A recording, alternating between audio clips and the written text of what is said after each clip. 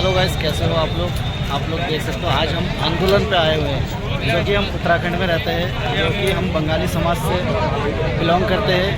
जो कि आप देखिए कि हम लोग गांधी पार्क में आए हैं रुद्रपुर में, आप देख सकते हो, क्योंकि हम बंगाली समाज से आते हैं और हमें उत्तराखंड में कोई आरक्षण नहीं है, जिसलिए हम आज गांधी पार्क में आंदोलन के लिए आए हुए हैं। आप लोग देखिए और आप हमें सपोर्ट कीजिएगा इसमें।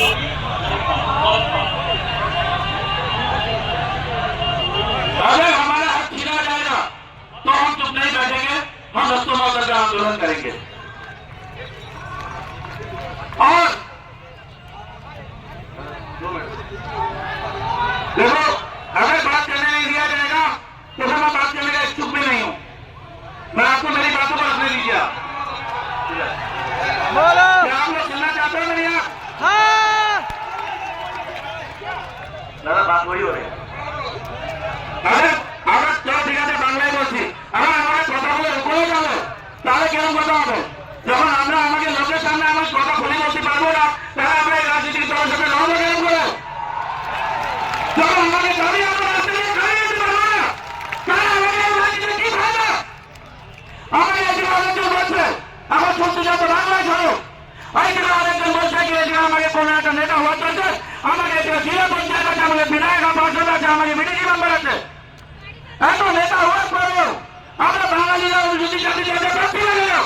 সব এক মঞ্চে এসে দাঁড়িয়ে পড়ো, বলো কি যত আমরা অনুসূচিত জাতি দরজা পাবো না, আমরা ইস্তিফা দিচ্ছি নিজের পদের থেকে। কি আমরা পদের থেকে ইস্তিফা দিতে পারবো?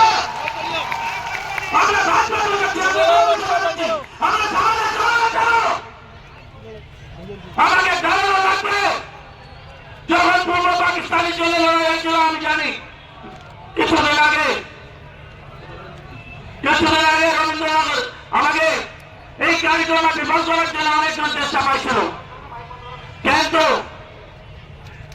সঞ্জয়নগরের লোকে ঠাকুরনগরের লোকে আমি খুব ধন্যবাদ করি।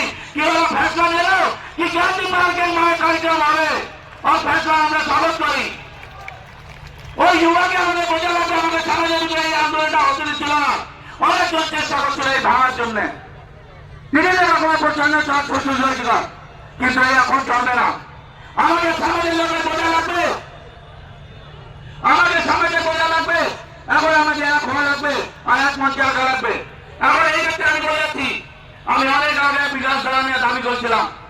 আমি বিকাশ দাবি করছিলাম কি দাদা, যখন বাঙালি সমাজে পূর্ব পাকিস্তানি শব্দটা হবে না, তখন আমাদের আন্দোলনটা শেষ হবে না।